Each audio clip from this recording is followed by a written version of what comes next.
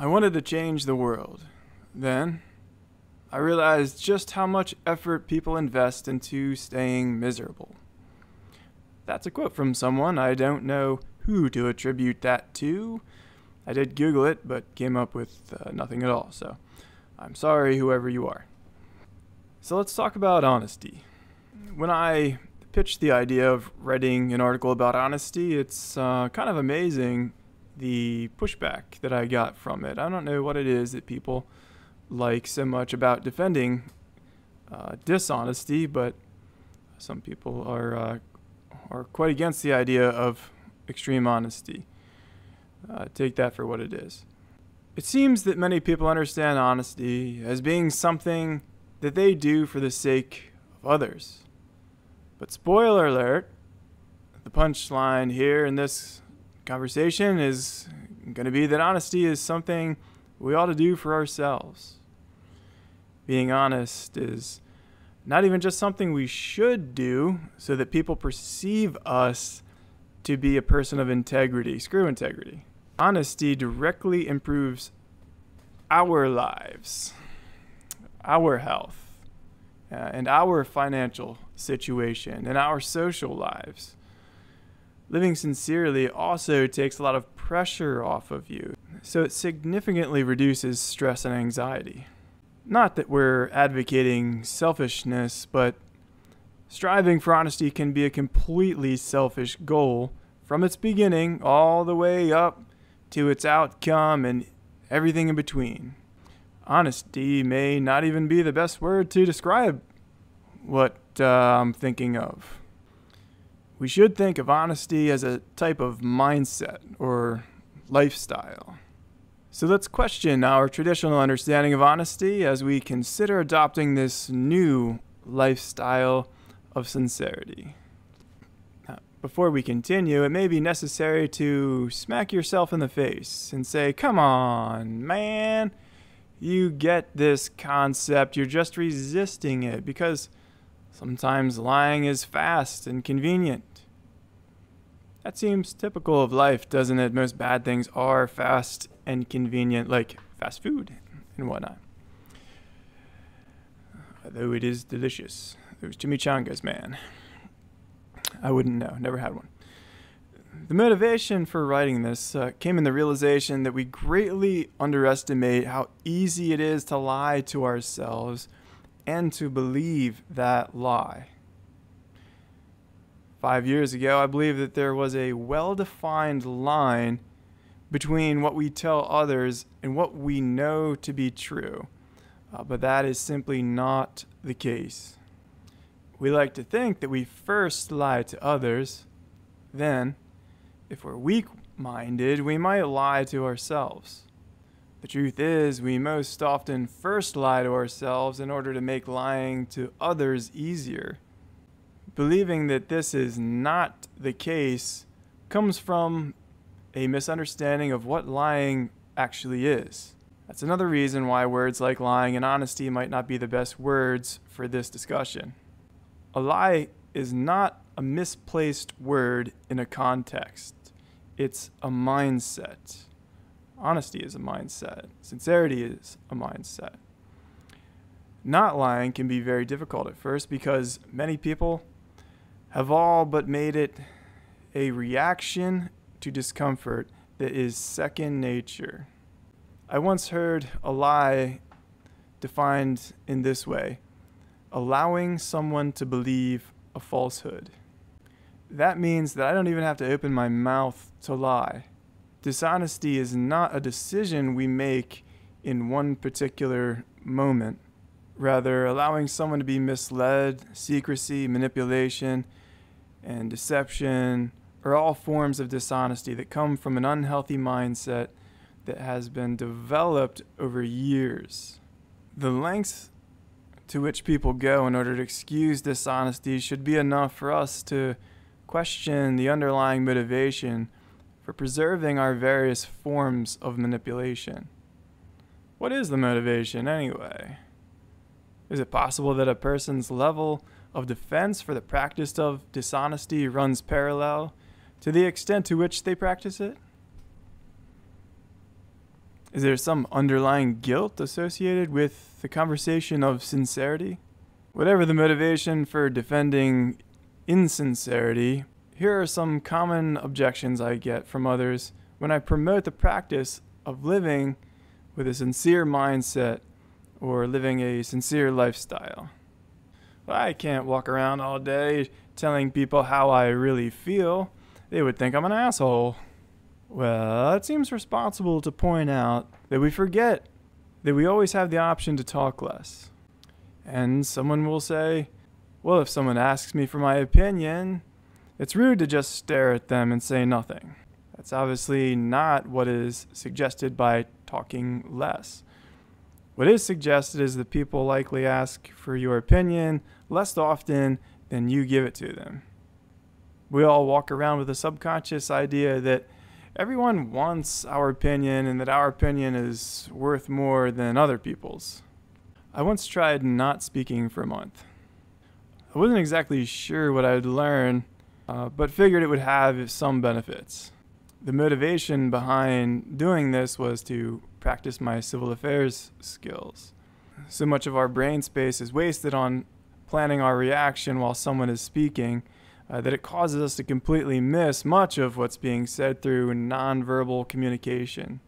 But by becoming strictly an observer of human behavior and not even giving myself the option to form an audible opinion, I had hoped to pick up on things that I might otherwise have been missing as a participant in conversations.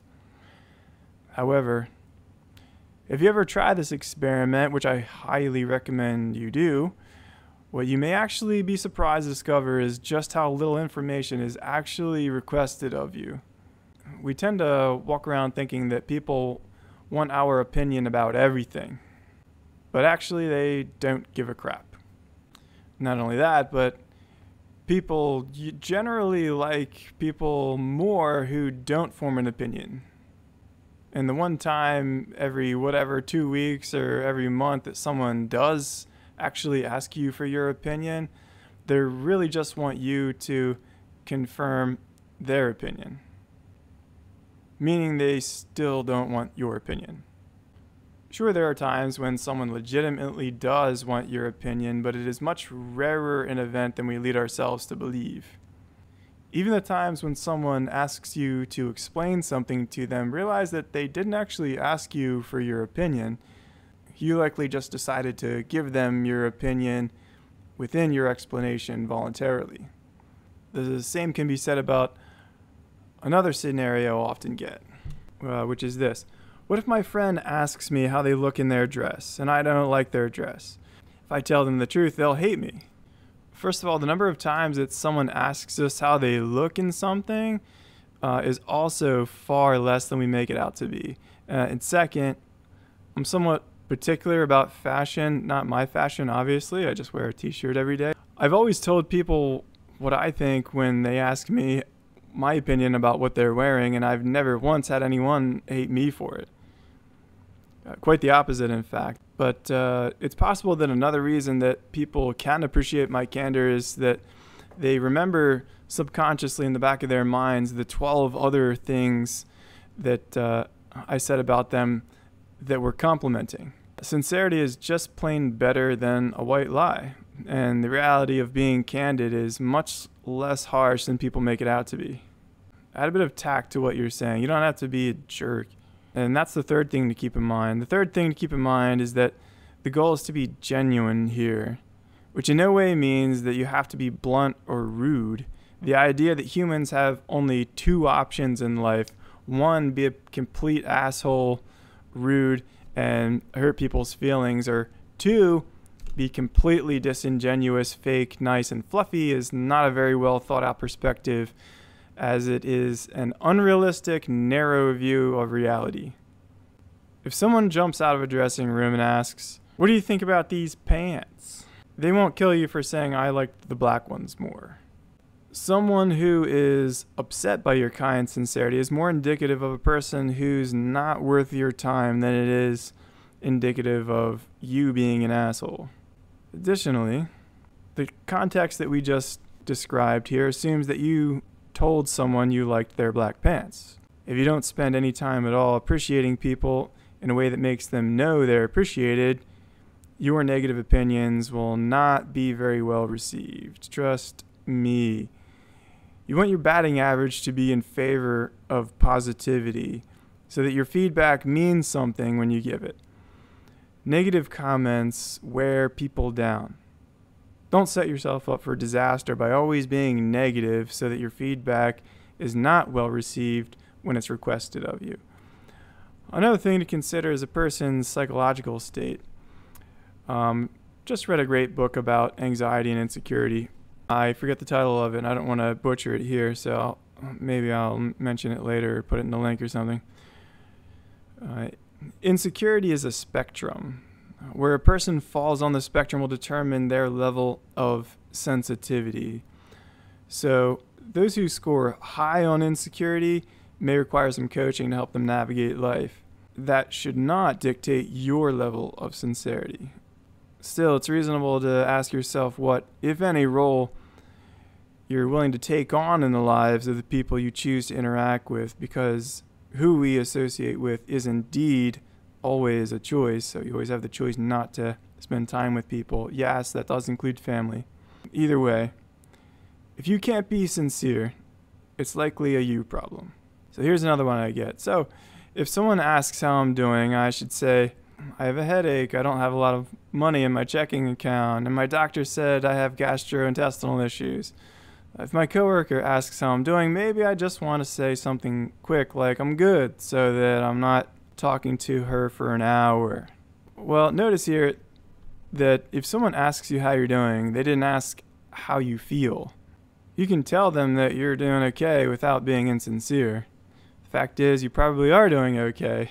If you make more than something like $50,000 a year, you're in the top 1% richest people in the world. On the other hand, if you're actually in a pickle, you probably should be seeking honest advice and hoping that you get honest feedback from people. Otherwise, you're probably doing okay. And most of us probably are doing better than we think, actually.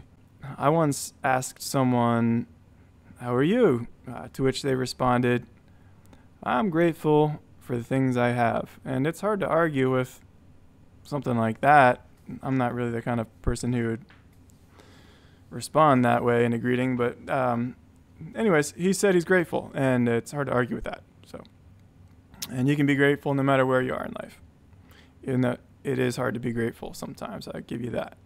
But I think the point I'm making here is summed up pretty well in a saying that I use all the time. Came from a monk. Again, we don't know who to attribute this to, but he said, "Life is simple. You make it difficult." And indeed we do.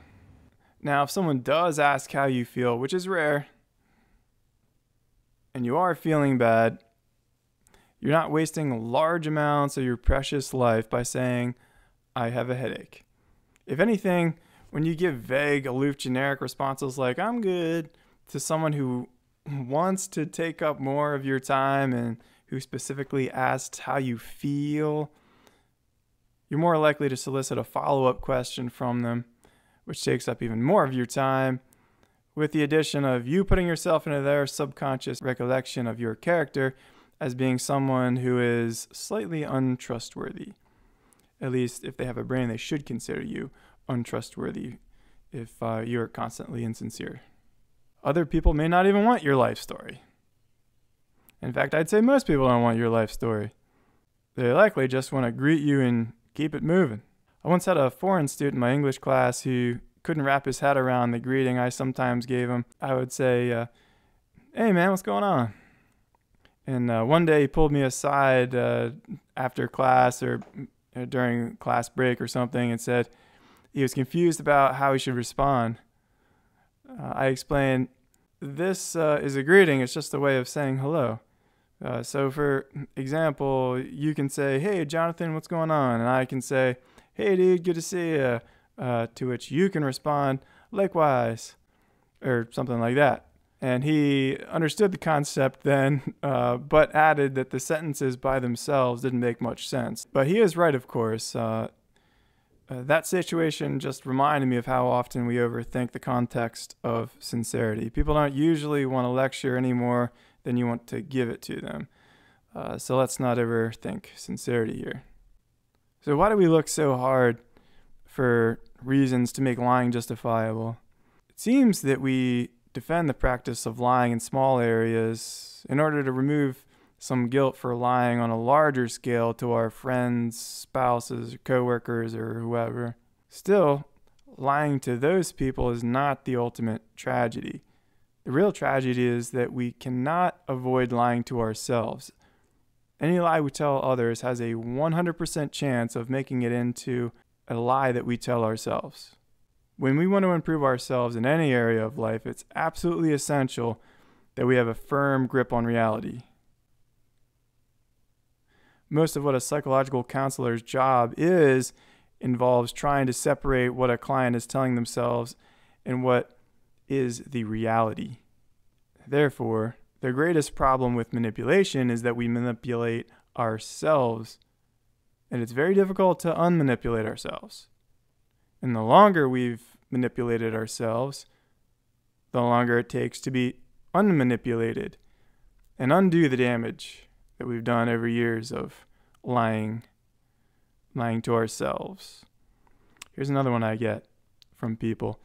If it's so easy to convince myself of lies, why not just tell myself positive lies about myself in order to improve my quality of life and increase my confidence and motivation and all that stuff? And indeed, that is the very advice you get from a lot of people in the self-help space.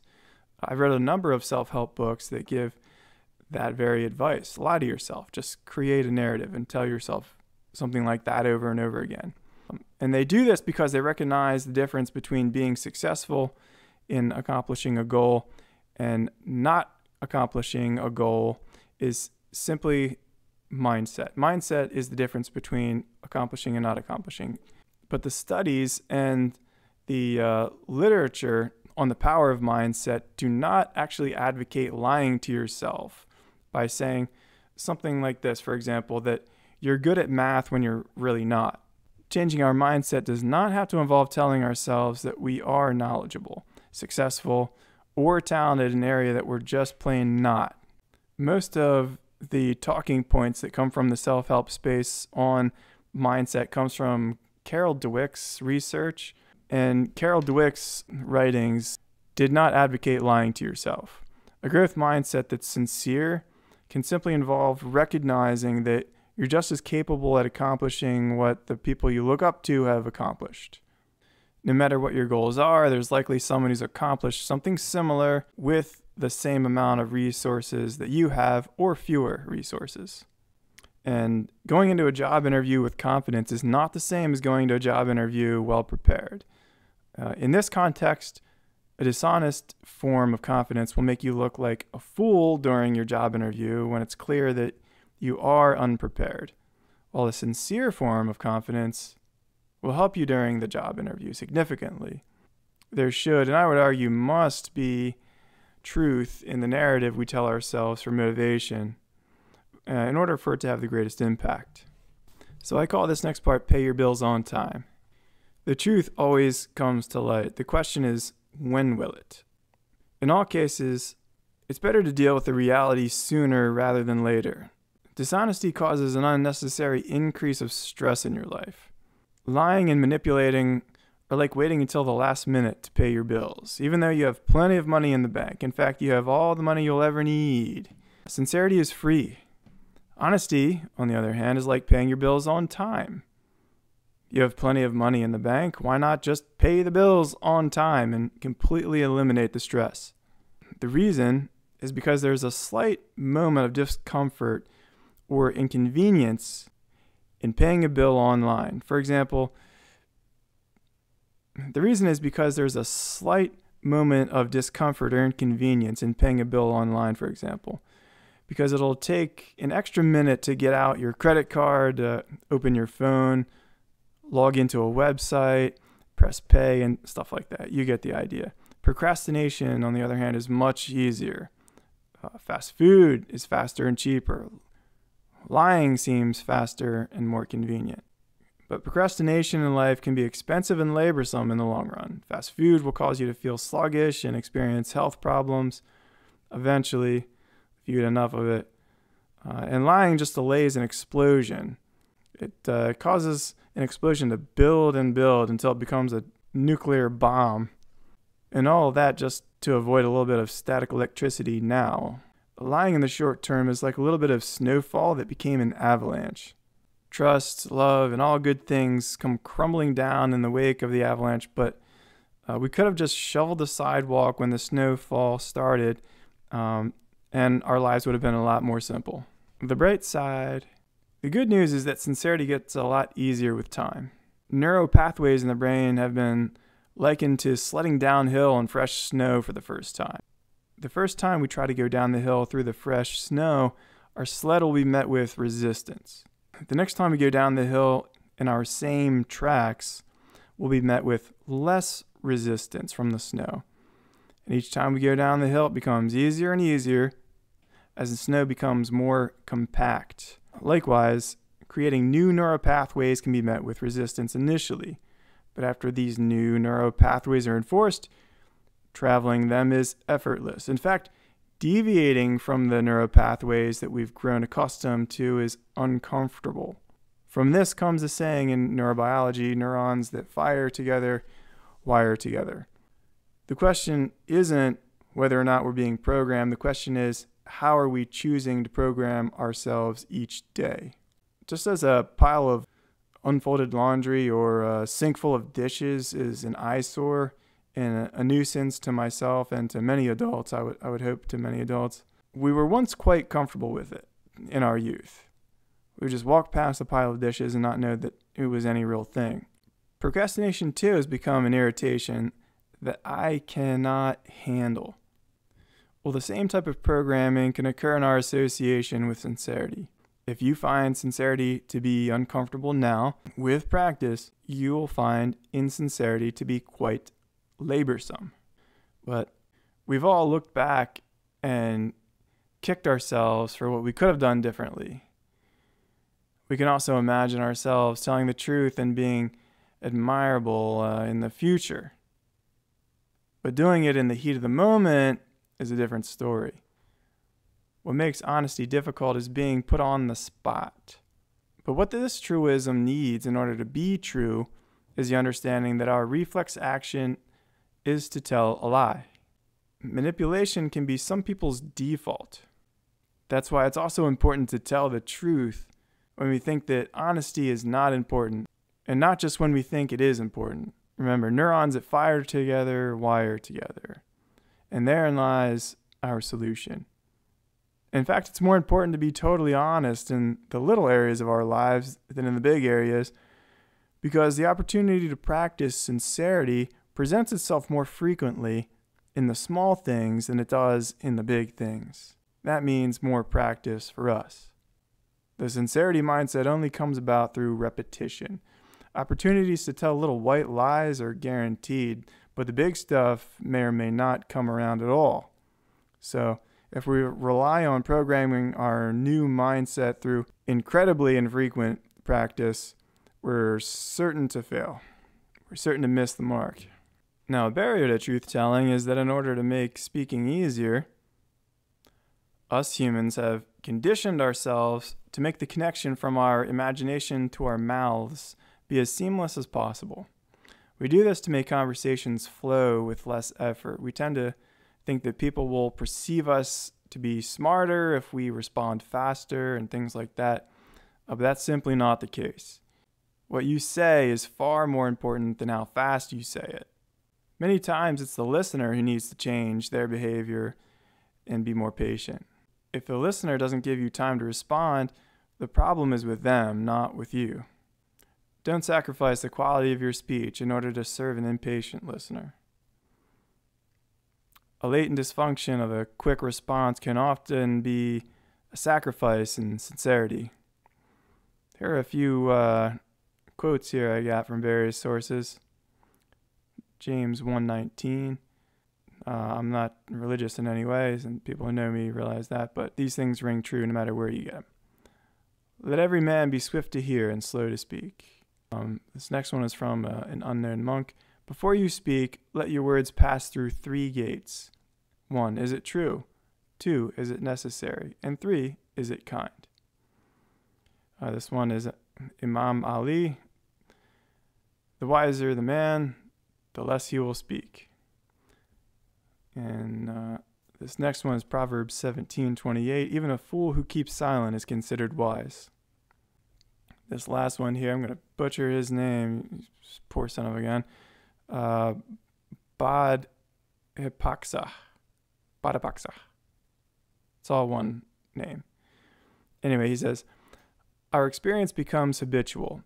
If we habitually respond to life with thoughts and emotions that are evasive and grasping, we'll experience greater suffering. You are right, Badapaksa. So, let's talk about manipulation. Trying to control someone's thoughts or emotions through any insincere means is manipulation. Some simple advice for an easy life that is almost guaranteed to work is this. Say genuine things or don't say anything. Anytime you think, well, if I say that, then this person will think that about me. But if I say this, then this person will think this about me. You are being manipulative. When you think that way, that's manipulation. Be genuine. Just be sincere. Be polite. Being polite goes a long way, by the way, much more so than you might think. Hugh Jackman's father gave him advice, which was, no matter how far you go in life, or don't go in life, you always have time to be polite. So, be genuine, be sincere, be polite. People will love you for all 3, and your life will be without stress. So, even if you're just a selfish asshole, you still have plenty of motivation to be polite and sincere. But the plot thickens. We manipulate in non-verbal ways as well. We might be at work, for example, and decide that when we get home, we'll act a certain way in order to get a certain response from our spouse or whoever we live with. And that too is manipulation. No one will act the way you want them to act. You don't even act the way you want to act. So what are the odds of getting everyone else to act the way you want them to? Trying to manipulate other people into being who you want them to be without some type of communication is unhealthy for the both of you. Open communication is always better than manipulation. There may be times when it's necessary to communicate verbally, but with the use of a mediator or a third party. Keep in mind, communication can be nonverbal as well. And there are contexts in which it is better to communicate, actually, in nonverbal ways, rather than attacking someone with your feelings. Some relationship advice that's really good is to, when you start a sentence, don't start a sentence with you. You always do that. Or, you say this and you say that.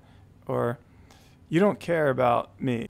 Starting a sentence with you is generally a bad idea. But some advice that's pretty frequent in relationship therapy is to begin with I feel statements. But there are people in particular who it's not a good idea to come at them with your feelings. I just finished a book on I think it was called The Science of Attachment or something like that. What some of these researchers put into this book is that when communicating with someone who struggles with insecurity and anxiety, talking about your feelings may cause an explosion from someone who suffers from insecurity because they often perceive open communication as an attack rather than a gesture of love. In times like these, you may need to find subtle ways to communicate your feelings gradually over a period of time.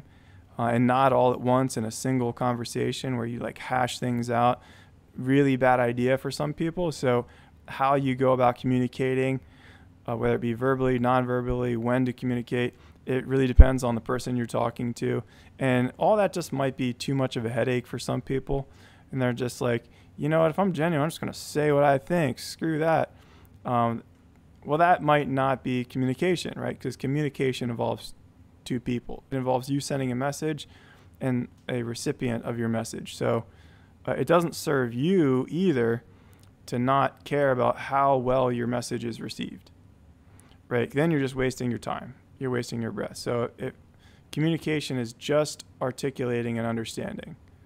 And so it's a good idea to articulate it in a way that's best received. So that's what we're talking about now. We're not talking about not being genuine.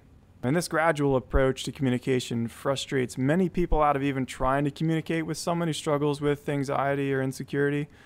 So you'll need to be the one who determines whether this person is someone worth your time and worth that effort. Someone might point out that not all manipulation is bad, right? This is true, but I would suggest that it's not manipulation.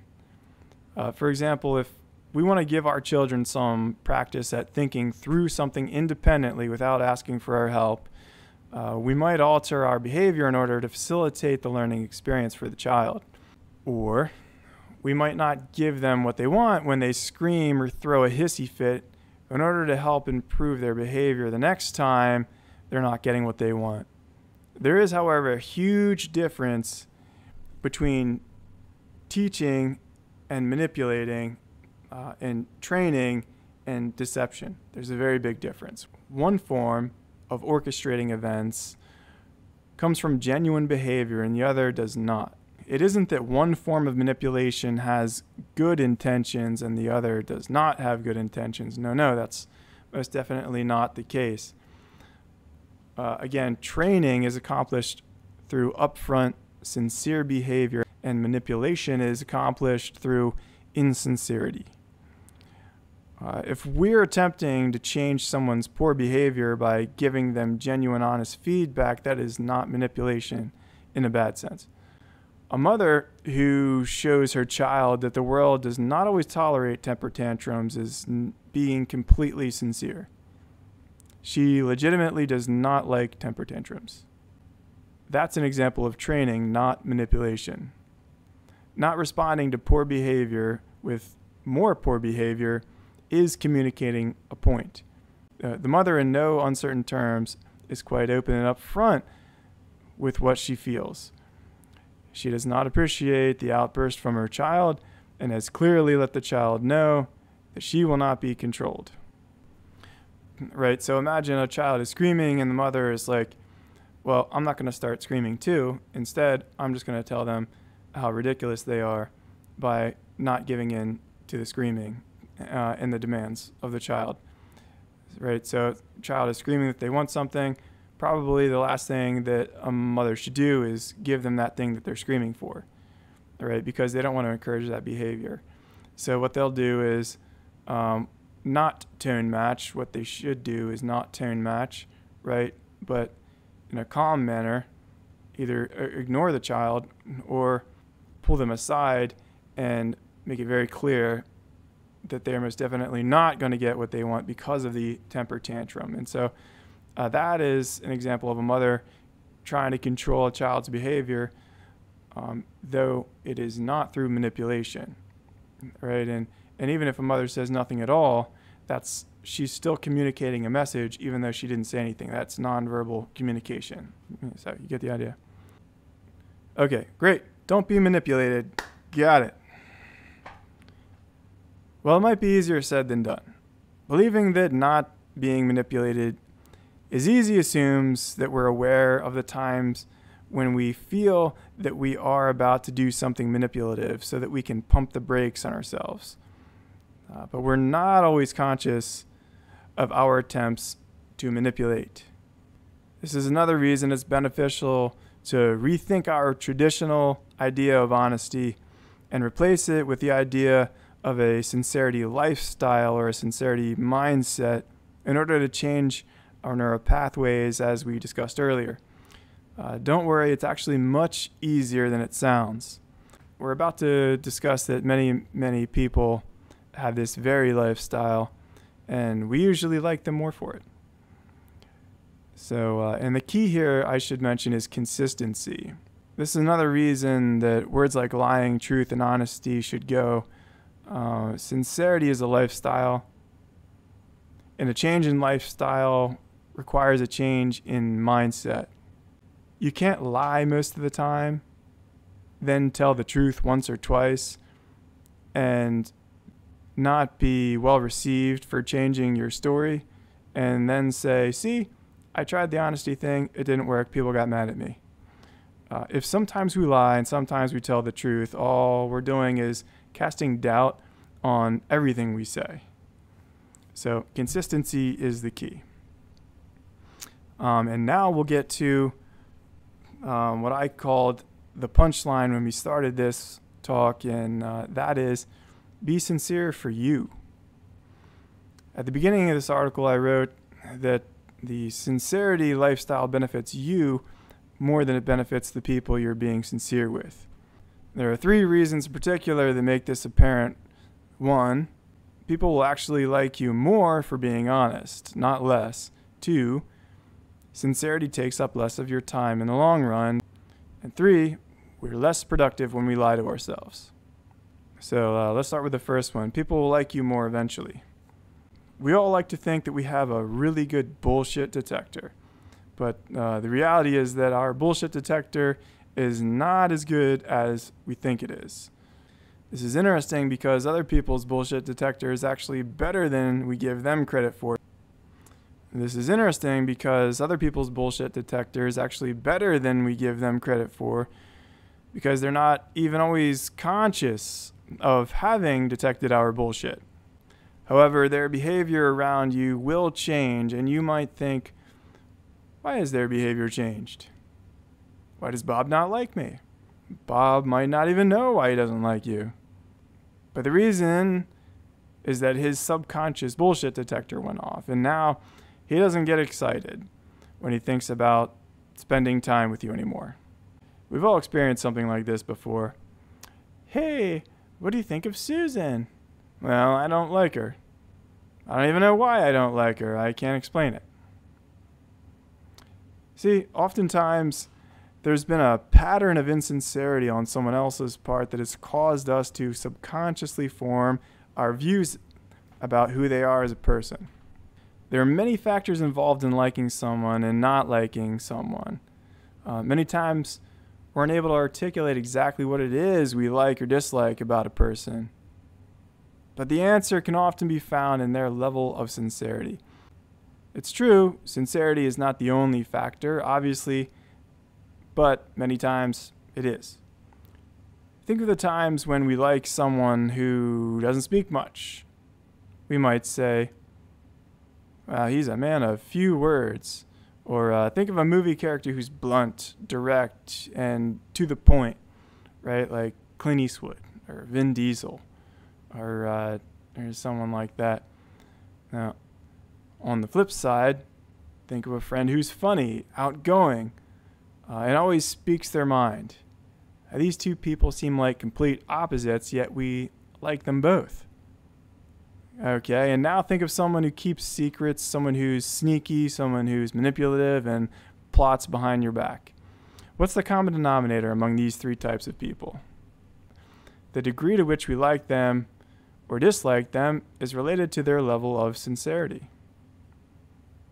The people we like have a high degree of sincerity, and the people we don't particularly care for are often insincere. Now, obviously, we don't like everyone who's sincere, but we almost never like anyone who's insincere. And the very few sincere but annoying people whom we do not like, we would like even less if they were both annoying and insincere. Right? The point here is that many people have fears about being sincere because they fear that people will not like them for the slight moment of discomfort that immediately follows their honesty. The irony is that people are far more likely to like you when you practice sincerity in all things consistently than they are to like you when you are being fake. And people are much better at spotting fakeness than we give them credit for. They're even better at it than they realize. All right, and what are we at? Number 2 here, saving time. Being genuine up front saves you time and everyone else time. When we change our behavior around friends or a romantic interest, we waste our time and everyone else's time by investing effort into people whom our personalities are completely incompatible. You'd have done much better off just by being genuine, so that months later on down the line, you discover that you really don't like this person, and you shouldn't have been fake in order to get into their circle, or in order to start a relationship with this person, right? Sacrificing on who you are, because then you've just wasted their time and yours. Or imagine that with good intention, we aim to deceive someone with our words just because we want to avoid hurting their feelings. For example, imagine you lie to a coworker or your spouse about where you were and what you did last night because you don't want them to feel left out or jealous about not having been invited. But you didn't invite them simply because you knew they wouldn't have fun. It's just boring guy talk. You think to yourself, you didn't do anything bad that night. You just don't want to hurt their feelings by telling them what you really did yesterday and have them feel left out. However, after they find out, and they will find out, that you lied to them, they'll feel even more left out. First, they weren't invited. Now they were both not invited and kept out of the loop. They'll think, what else is this person not telling me? And the two of you will never have trust again. And every conversation will contain a certain level of subconscious suspicion, whether it's conscious or subconscious, doesn't matter. But every conversation after that point will have some level of suspicion attached to it. And this takes up an enormous amount of time when you add up all the thousands of conversations involving distrust that otherwise would have been quite a quick and simple conversation had trust been present in your relationship. Simple conversations that involve trust without being questioned are much faster, let me tell you. The third and final one, we put out less effort. Here's another area in which not being completely sincere hurts us. We produce less. Lying is talked about in terms of saying untrue things, but it's so much deeper than that. We take for granted how connected our mindset is to our lifestyle. Now, let me explain. Our lifestyle is directly related to what comes out of our mouth, and both our lifestyle and mouth affect our mindset. Have you ever met someone who has programmed themselves to say flattering things about themselves that aren't true? These types of people are far less likely to feel motivated to improve compared to the person who keeps it real, so to speak. If you work out 3 days a week, don't tell people you work out 5 days a week. If you ran 4.2 miles this morning, don't tell people you ran 5 miles. If you eat a salad for lunch but eat junk or just plain eat too much food the rest of the time, don't tell people you eat healthy because you might actually start believing that you eat healthy. In these contexts, you're doing yourself a disservice. And this is true of so many areas of life. And by the way, I'll just say that I actually do work out only 3 days a week. And I never eat salad. I hate salad. It's disgusting. So we've all heard the corny statement, don't just talk about it, be about it, or something like that. Well, there's actually some benefit to that. Neuropathways are programmable. There was a study that showed that when we have a goal and consistently don't reach it, it enforces the neuropathways that make not accomplishing tasks in the future easier for us to digest and cope with. So choose which behavior you want to enforce. We like to think that we are who we are and that we're true to ourselves. The fact is, we're all being programmed every day. The question is, how do you want to be programmed? And not taking control of our neuropathways is yet another form of the victim mindset, or just a plain lazy mindset.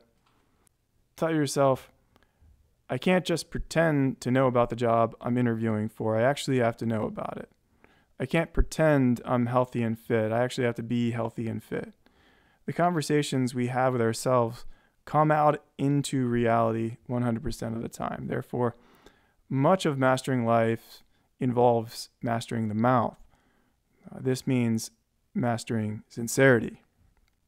In this context, I sometimes think about the land navigation course we went through in Fort Bragg, North Carolina. My AIT was not the time to start learning about land navigation.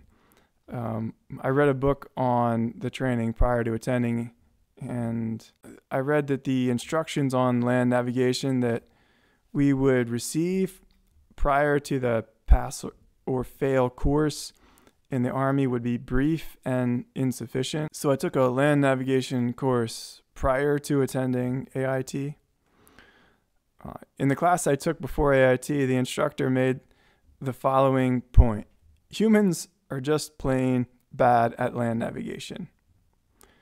In comparison, a sea turtle can swim thousands of miles back to the exact place where it laid its eggs, with no map or compass. You're not a sea turtle. You're bad at land navigation. Do not trust your instincts. Learn the material. Trust your measurements. Do the math. There's a saying in carpentry. I was never a carpenter, but there's a saying that he used. Measure twice, cut once. In summary of all this, adopt the sincerity lifestyle for yourself, not for others. Honesty maximizes output and increases productivity. And not only is total sincerity easier than you might expect, it's easier than its opposite, because of the amount of stress we avoid by living sincerely.